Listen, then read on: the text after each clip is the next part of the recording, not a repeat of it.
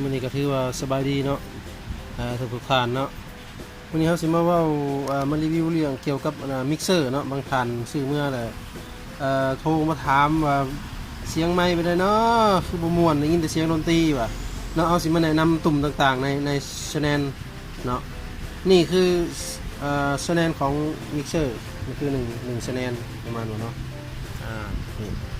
นี่1 channel อยู่นี่มันจะมีเกณฑ์มีมีเสียงแหลมมีเสียงกลางมีเบสเนาะนี่เนาะอันนี้บ่เกี่ยวดอกนี่เนาะหลายคนก็คือสิฮู้เนาะนี่เนาะนี่เฮาสิบ่ได้เว้าสู่ฟังแต่ว่าตัวนี้นี่เป็นคือสิ่งสำคัญที่สุดนี่เวลาเฮาซื้อมิกเซอร์ก่อนเฮาสิซื้อเนาะต้องพิจารณาคักๆก่อนเนาะคือว่าไปซื้อมาแล้วก็ต้องหาวิธีใส่แบบใหม่เนาะถ้าสมมุติว่าเฮาจะเอาไปใส่เกี่ยวกับเศษอิเล็กโทรนสิเนาะเอาไปใส่ตามงานดองอะไรต่างๆเฮาต้องถ้าเป็นอันล็อกเฮาจะเลือกเอาแบบนี้เด้อพี่น้องเด้อมันมีกรุ๊ปนะเขาเรียกว่ากรุ๊ปนี่กรุ๊ปเห็นบ่จะมีกรุ๊ปให้นี่คือกรุ๊ป1กรุ๊ป2แล้วก็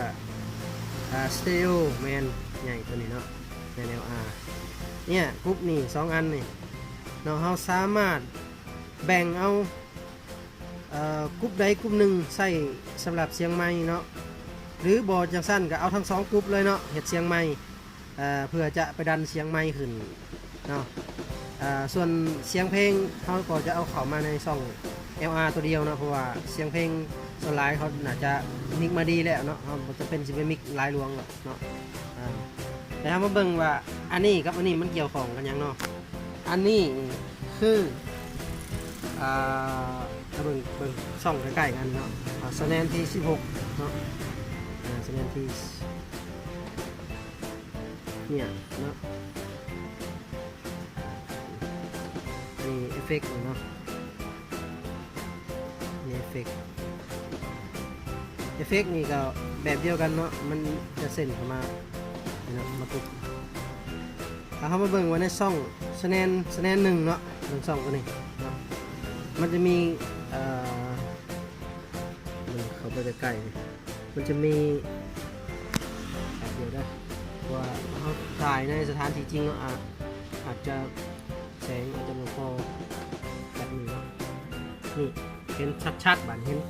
ชัดเจนเลยบัดเนาะ1 2นี่เนาะบางคนก็บ่เข้าใจว่ากดเอาจนหมดเนาะอย่างนี้เนี่ยมันกระดังเนาะอันนี้คือเขาจะมาเบิ่งว่า1 2เนาะคือโตมาสเตอร์ของกรุ๊ป1 2ในอยู่นี้เนาะ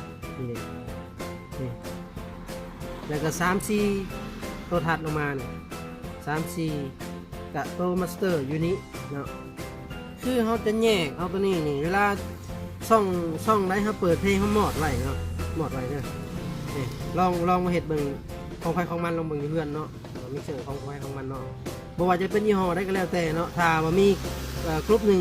2หรือว่า1หรือว่า2ได้ก็แล้วแต่มันจะมีตุ่มให้เจ้าเบิ่งยืนบอร์ดมาสเตอร์มันจะมีมาสเตอร์เล็งสำหรับกรุ๊ปเนาะถ้าสมมุติว่าถ้าเปิดเพลงเนาะเท่ากับจะกดเอาแต่บอลตัวแมนใหญ่เนาะสเตอริโอนี่เรื่องนี้เขาหมอดไว้เนาะหรือว่าเป็นเสียงคีย์บอร์ดหมอดไว้เอาแต่สเตอริโอเนาะสีแดง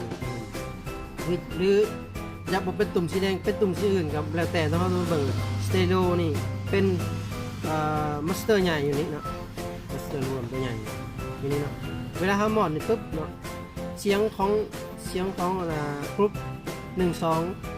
กับ3 4นี่มันจะบริเข่า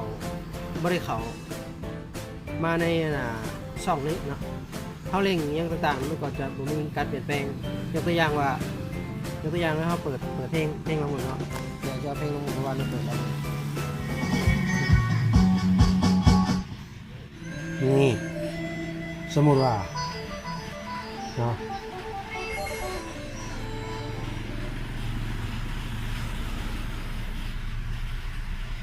ลองเลยแป๊บเดียวนี่คือ ซ่องเพลงเนาะเอาเปิดเพลงเนี่ยเขาจะเปิดเอาแต่ซ่องแดงๆนี่ LR เนาะ LR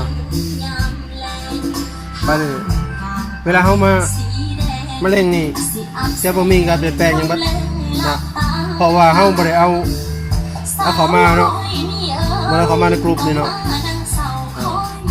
เนี่ยตุ้มเนี่ย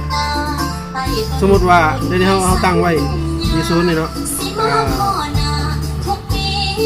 กลุ่มวันกับกลุ่ม1 2กลุ่ม3 4เนาะสมมติว่าเขากดปุ๊บเนี่ยเสียงมันสิเพิ่มขึ้น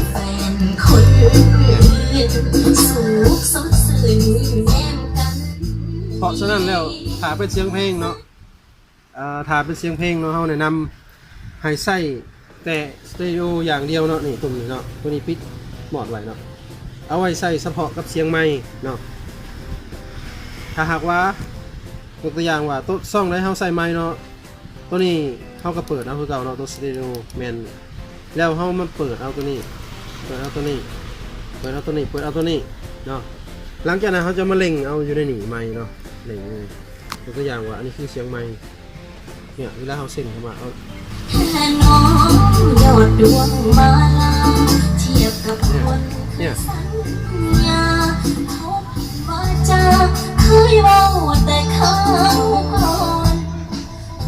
ดอกเนี่ยสำคัญเนาะตัวนี้เนาะการลองไปเอาไปศึกษาแหละ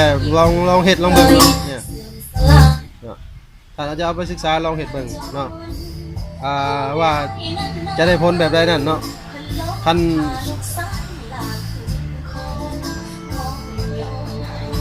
ลองเบิ่งเนาะถ้าเขาเหมาะตัวนี้ปุ๊บ1 2เห็นป่ะเสียงจะลดลงทันทีเล่นกับบ่มีผลตอบสนองอย่างเนาะเนี่ยเพราะฉะนั้นแล้วเนาะมาตรฐานที่ซื้อมิกเซอร์ไปแล้วเนาะควรใส่แบบนี้ลองเบิ่งเนาะว่าเสียงไมค์สิดีบ่เนาะเนาะนี่คือวิธีแก้ปัญหาเบื้องต้นเกี่ยวกับมิกเซอร์อนาล็อกเนาะลองไปเฮ็ดลองเบิ่งเนาะในเรื่องนั้นท่านอยากรู้เรื่องนี้อีกก็ลองคอมเมนต์ไว้ใต้คลิปเนาะจะหาศึกษาและหาคำตอบให้คือว่าสำหรับคลิปนี้เนาะจบเพียงเท่านี้คลิปหน้าจังสิหาแนวมานำเสนออีกเนาะเกี่ยวกับเครื่องใส่บนบ้านของเราเนาะ